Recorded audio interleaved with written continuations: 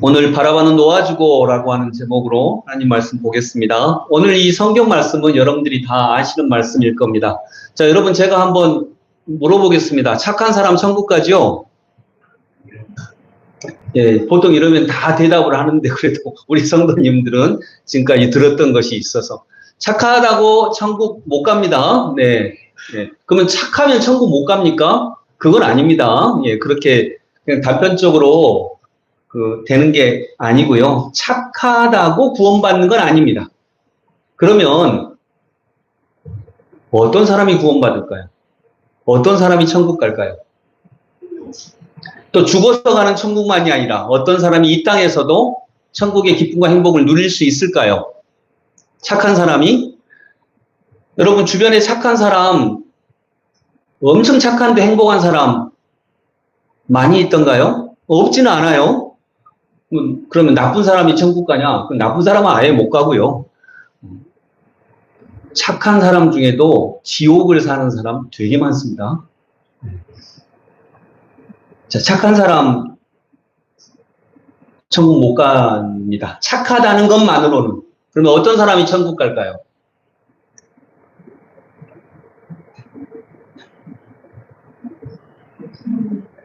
네, 오늘 말씀은 그 질문을 가지고 한번 풀어보도록 하겠습니다. 저는 20대 때, 여러 번 얘기했듯이, 제가 만난 20대 때, 30대 때까지 제가 만난 하나님은 정의로우신 하나님이었습니다. 정의의 하나님이었고요. 정의의 하나님은 올바르지 않게 살아가는 존재들을 거부하고 그들에게 벌을 내려주시는 하나님이었습니다. 그리고 이제 부목사를 한 7년 정도 이렇게 하면서, 거의 10년 가까이 했네요. 부목회자를 한 10년 가까이 하면서 정치적 정의는 어느 정도 이루어졌습니다. 김대중 대통령도 대통령이 되시고 노무현 대통령도 대통령이 되시고, 근데 인간의 슬픔과 인간의 고통은 여전하더라고요. 왜 고통스럽지? 그때 제가 부목사로서 이렇게 목회자로서 우리 성도들을 볼 때 가장 고통스러운 분은 가정이 깨진 분들이었습니다. 여기서 가정이 깨졌다는 것은 그냥 법적으로 깨졌다 이것만이 아니라 남편, 아내가 한 마음이 되지 못하고 서로가 서로에게 정의의 칼을 휘두를 때 가장 괴로워하더라고요. 그래서 가정이 중요하겠구나라고 해서 그때부터는 제가 또 가정에 초점을 좀 맞췄습니다. 그래서 지금 저희들이 많이 하는 내용들이 이제 그때 그렇게 형성이 된 것입니다. 그런데 저는 제 아내랑 좋거든요.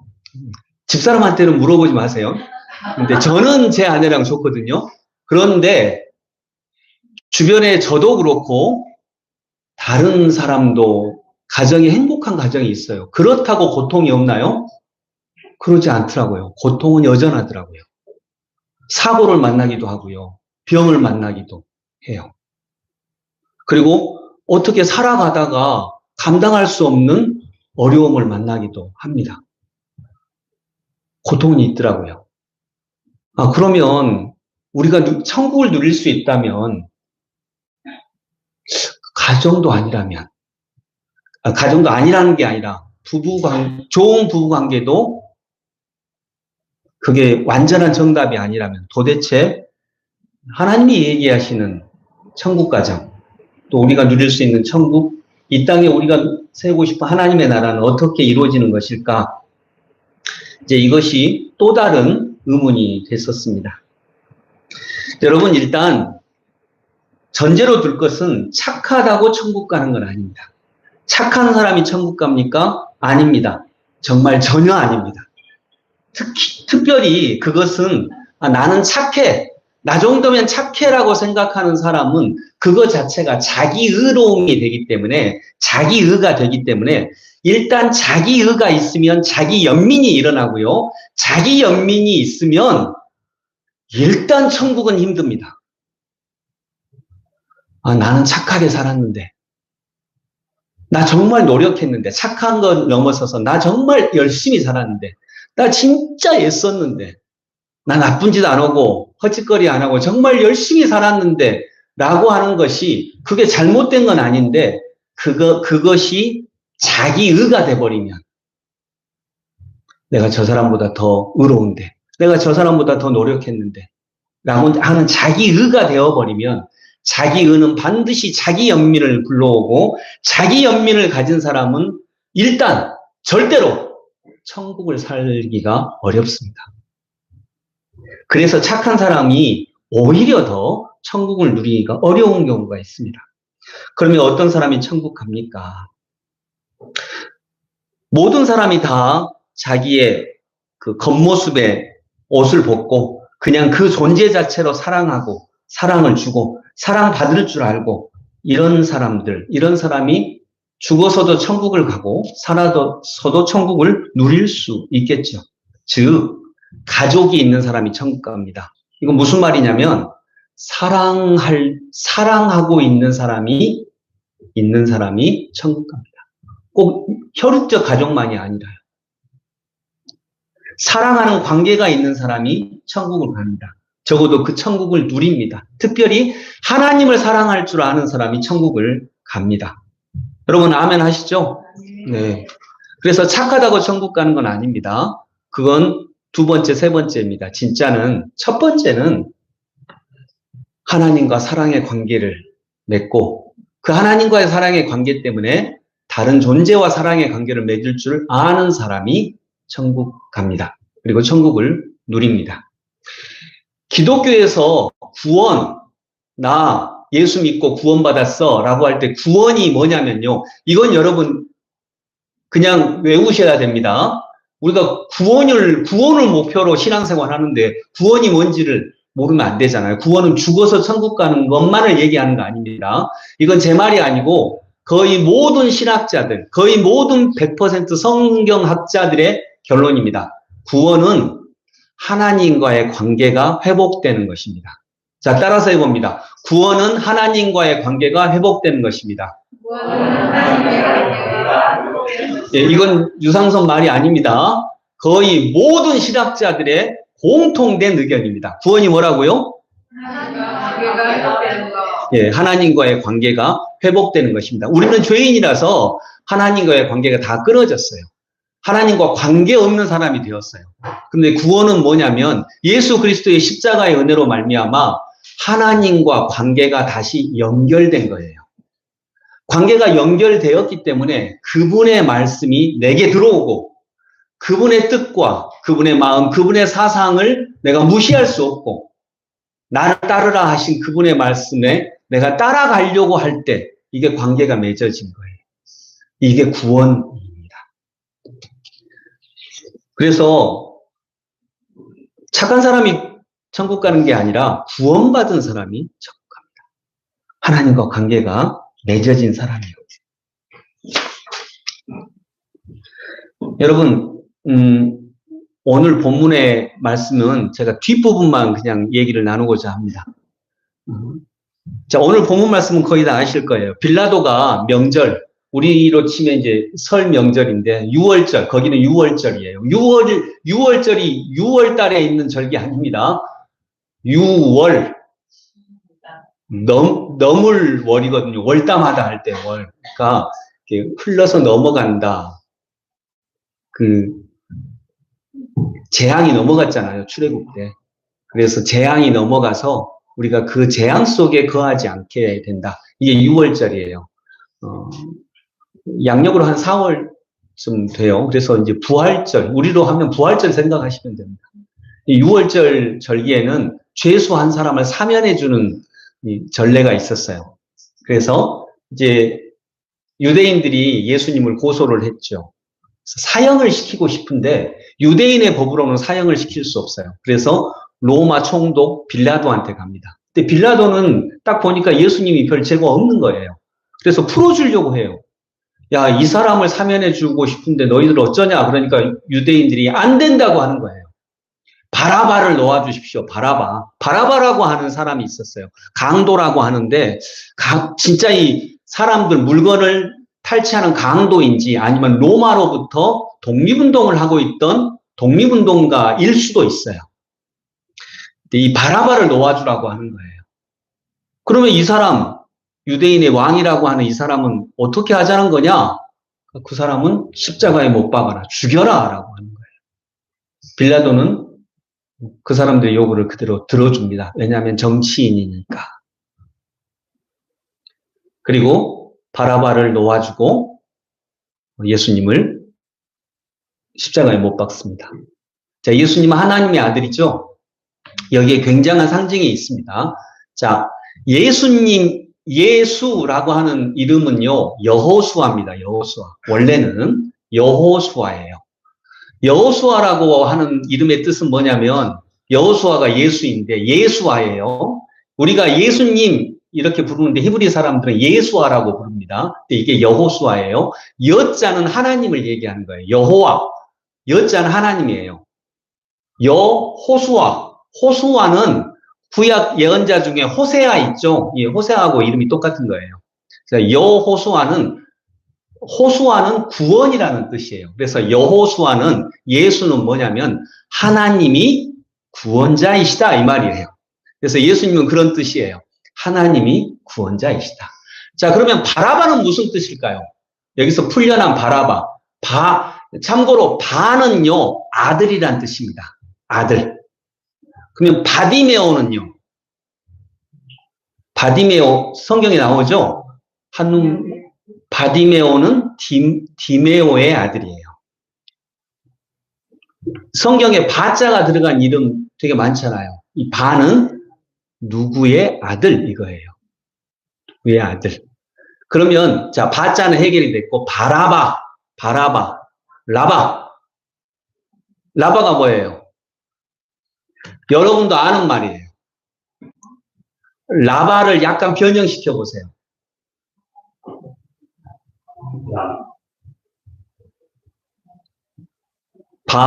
아들, 라바. 한번 해보세요.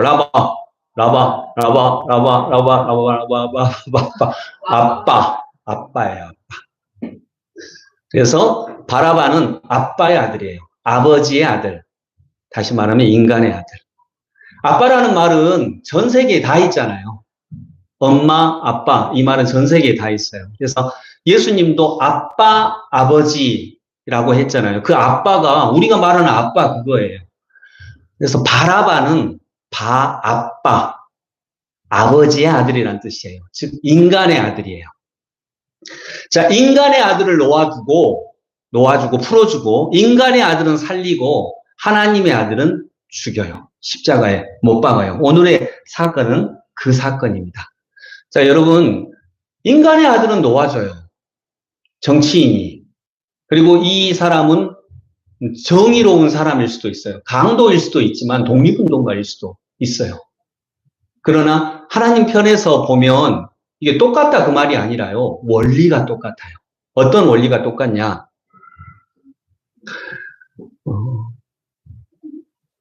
어떤 사람이 지옥을 살까? 지옥을 사는 사람은 어떤 사람일까? 여러분, 지옥은 꼭 악한 사람만 지옥을 사나요? 제가 만난 어떤 집사님은 제가 지금 사는 현실이 지옥이에요. 이렇게 말하는 분도 있어요. 네, 어떤 사람이 지옥을 살까요? 지옥은 서로가 서로에게 정의의 칼을 휘두를 때 우리는 지옥을 살게 돼요. 이건 정치도 마찬가지입니다. 거기에서 정치가 나타나거든요. 여당은 야당에게 정의의 칼을 휘두르고 야당은 여당에게 정의의 칼을 휘두르고 남편은 아내에게 정의의 칼을 휘두르고 아내는 남편에게 정의의 칼을 휘두르고 나는 너에게 너는 나에게 서로에게 정의의 칼을 휘두를 때 거기는 정말 지옥이 됩니다. 그리고 이 정의는 반드시 싸움을 만들어냅니다. 그래서 정치는 싸움입니다. 우리가 보는 모든 정치가 그래서 싸움이잖아요. 네가 죄인이다 그 말이에요. 네가 죄인이다. 근데 여러분 우리가 신앙을 이해를 하려면 좀 이걸 알아야 되는데 신앙의 반대말이 뭘까요? 여기서 신앙의 반대말은 그냥 일반적인 국어사전의 의미의 반대말이 아니라 사상으로서의 반대말이에요. 신앙의 반대말이 뭘까요? 신앙의 반대말을 두 가지를 생각하시면 됩니다. 첫 번째는 도덕입니다. 신앙의 반대말을 도덕으로 생각을 해야 신앙에 가지는 특징이 굉장히 잘 나타납니다. 두 번째가 정의입니다. 정의는 신앙의 반대말이에요. 그래서 서로가 서로에게 정의의 칼날을 휘두를 때 우리는 신앙의 세계에 들어갈 수가 없게 되는 것입니다. 자, 예를 하나 들어봅니다. 자, 여러분,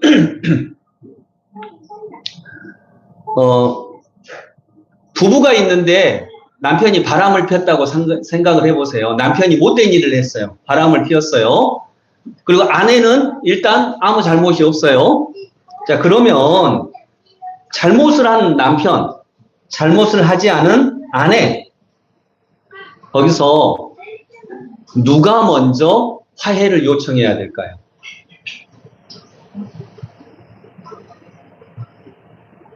여러분 의견은 어떠세요? 누가 먼저 화해를 요청해야 될까요? 잘못한 사람이, 잘못한 사람이 화해를 요청해야 된다라고 생각을 하면 도덕도 그렇고 정의도 그렇습니다.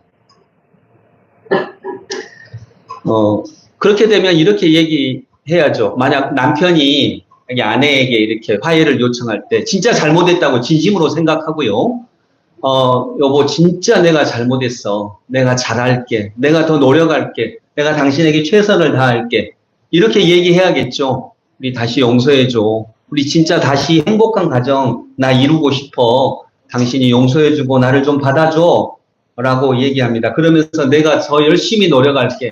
내가 더 잘할게. 이렇게 얘기합니다. 그러면 이 관계는 어떻게 될까요? 회복되겠죠. 부인이 받아주면 회복이 돼요. 근데 아까 했던 말, 내가 더 잘할게. 내가 더 열심히 노력할게. 이거 이제 도덕의 세계예요. 내가 더 잘할게. 내가 더 열심히 노력할게. 더 잘하지 않으면, 더 노력하지 않으면, 더 잘하고 더 노력해도 회복되는 정도예요. 이전으로 회복되는 정도인 거죠. 근데 만일 잘못이 없는 아내가, 물론 남편은 이제 용서를 바라고 있어요. 근데 잘못이 없는 아내가 가서 아직 남편은 공식적으로 정식으로 이렇게 얘기를 하지 않았는데도 남편의 그런 마음을 알고 잘못이 없는 아내가 가서 여보, 우리 다시 한번 정말 좋은 가정 이뤄보게. 우리 아이들과 당신과 내가 정말 아름다운 가정을 다시 한번 이뤄보게 라고 하면요. 그건 회복이 아니라 그때 일어나는 건 구원입니다. 그래서 여러분, 관계가 더 성숙해지려고 하면 죄 있는 사람이 먼저 다가가는 것이 아니라 죄 없는 사람이 다가갈 때 관계는 이전과는 다른 관계로 진입을 하게 되는 것입니다. 남편이 이렇게 잘못을 한 사람이 요청하면 그걸 먼저 말했다고 해봐요. 나 용서해줘. 아이 좀 용서해줘. 막 용서를 요구해요. 그러면 이건 안 돼요. 왜냐하면 그럴 자격이 없거든요. 근데 자격이 있는 사람이 새로운 관계를 요청을 할 때 그 관계는 정말 새로워집니다. 이걸 구원이라고 합니다. 그래서 그 관계는 정말 새로운 관계가 되는 거예요. 용서가 있고 사랑이 있고 용납이 있고 결국 구원이 되는 거죠. 아까 제가 구원을 하나님과 우리들의 관계라고 했어요. 다시 관계가 회복되는 거라고 했어요. 그래서 예수님이 먼저 우리에게 다가오십니다. 그래서 오늘 본문에 사람들이 바라바를 놓아주고 인간의 아들을 놓아주고 하나님의 아들을 십자가에 못 박았는데 이것은 예수님의 작정입니다. 예수님이 그렇게 하시고자 하시는 먼저 선제적인 사랑입니다. 이때 구원이 일어나거든요.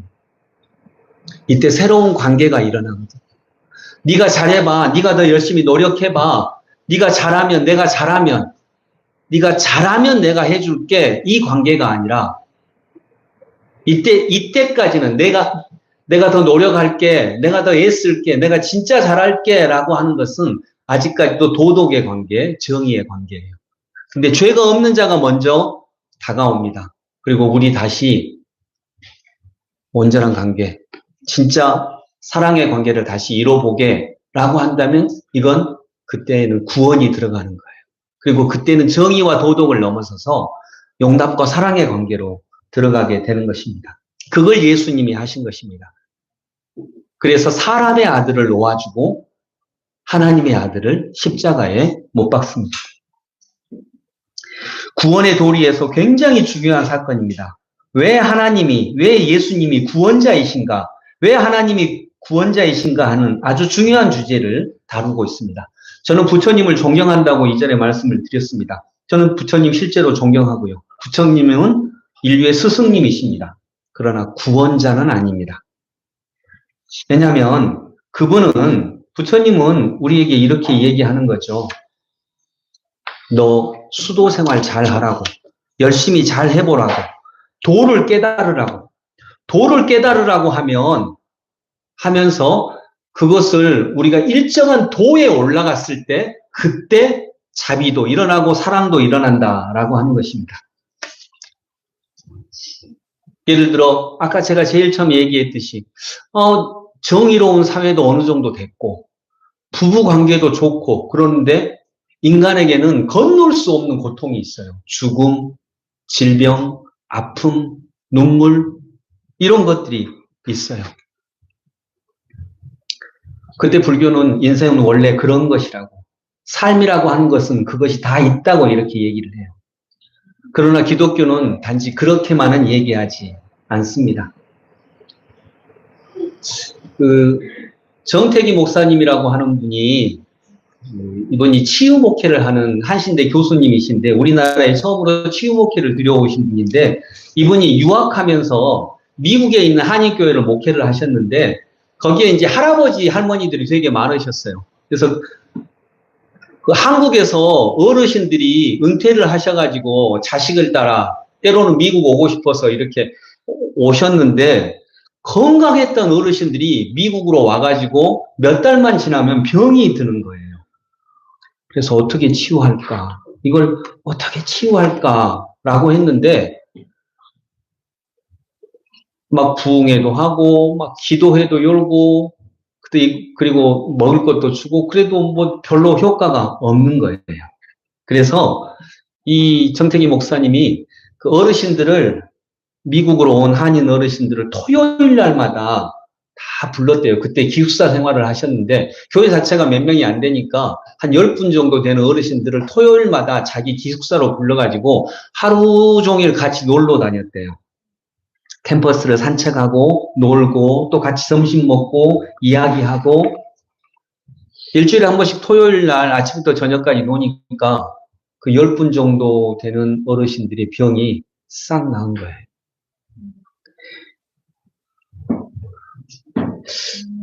왜 나았을까?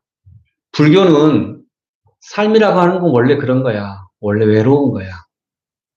그것도 맞아요. 틀리지 않아요. 그런데 기독교는 그 아픈 분들과 관계를 맺는 거예요. 같이 먹고, 같이 마시고, 같이 놀고, 같이 산책도 다니고, 눈물 나는 얘기도 듣고, 어려운 얘기도 듣고, 이때 치유가 일어나는 것입니다. 치유는 관계에서 일어나는 거죠. 그래서 하나님이 우리와 관계를 맺으시는 것입니다. 여러분,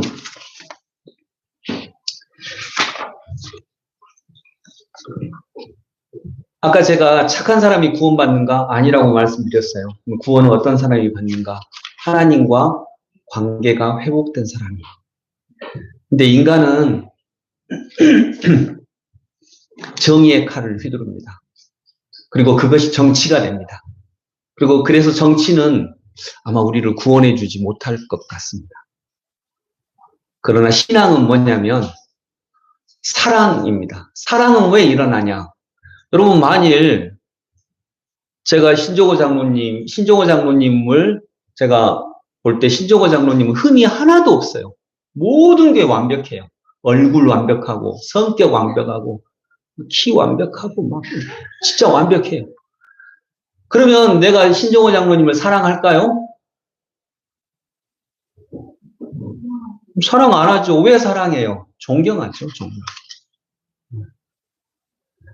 근데 사랑은 반드시 상대의 흠을 전제로 합니다. 완벽하지 않음을 전제로 합니다. 그때 일어나는 게 사랑이고, 그래서 서로 완벽하지 않은 사람들끼리 그리스도의 말씀을 가운데 두고 서로 용납할 때 일어나는 게 서로 간에 일어나는 사랑입니다. 그래서 천국은 누가 사냐? 착한 사람이 사는 게 아니라 사랑할 줄 아는 사람이 천국을 살아갑니다. 또 천국에 갈 수 있고요. 오늘 그 십자가에서 그 바라바, 사람의 아들입니다. 아버지의 아들, 인간의 아들이라는 뜻이죠. 사람의 아들은 풀려났습니다. 그리고 예수님이 죄가 없으심에도 불구하고 구원자가 되셔서 십자가에 스스로 못 박혀 죽으셨습니다. 그리고 인류의 모든 문제를 해결하신 거죠. 죄 없는 분이 먼저 관계를 푸신 거예요. 아까 얘기했듯이 죄 없는 아내가, 바람피지 않은 아내가 먼저 다가가서 우리 다시 한번 정말 새로운 관계 이뤄보게 라고 얘기한 거예요. 그때 일어나는 것은 회복 정도가 아니라 그때는 구원입니다. 주님께서 우리에게 꼭 그렇게 하셨습니다. 그래서 하나님이 구원자이십니다. 도덕은, 정의는 어쩌면 부처님처럼 다가갑니다. 너가 지금부터 열심히 잘해봐. 수도 생활하고 도를 깨닫고 부처님의 말씀대로 살아봐 라고 하면 못하는 사람이 훨씬 많거든요. 그러나 기독교의 구원은 누구나 믿기만 하면 가장 쉽습니다. 믿기만 하면. 여러분 행할 수는 없습니다. 근데 믿을 수는 있어요. 뭘 믿어요? 내가 용서받았다는 거를 믿으면, 하나님이 내 아버지라는 걸 믿기만 하면, 우리는 그걸 고백하면 용서받고 새로운 하나님과의 관계로 들어갈 수 있습니다. 그래서 정의의 칼날을 휘두르는 관계에서 품고 안아주는 관계로 갈 수 있다는 거죠. 그리고 주님께서는 꼭 우리에게 그렇게 다가오셔서 십자가의 사랑으로 우리를 품으신 줄로 믿습니다. 기도하겠습니다.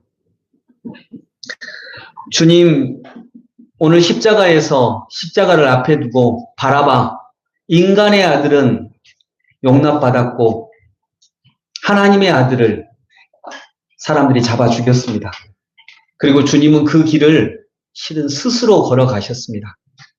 죄인인 인간에게 죄 없으신 하나님이 스스로 오셔서 우리의 관계를 전혀 새로운 관계, 구원의 관계로 우리에게 허락해 주셨습니다.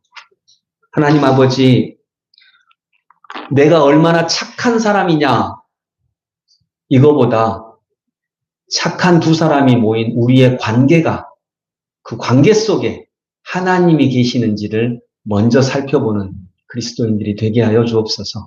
신앙의 반대말은 도덕입니다. 도덕의 반대말이 도덕보다 훨씬 더 높은 세계를 가고자 하는 것이 신앙인 줄로 믿습니다. 하나님, 도덕으로는 갈 수 없는 사랑, 정의의 세계로는 갈 수 없는 사랑과 평화와 안식의 세계 속으로 그리스도의 십자가 사랑으로 우리가 그 길로 걸어갈 수 있도록 허락하여 주옵소서. 예수 그리스도 이름으로 기도드립니다. 아멘.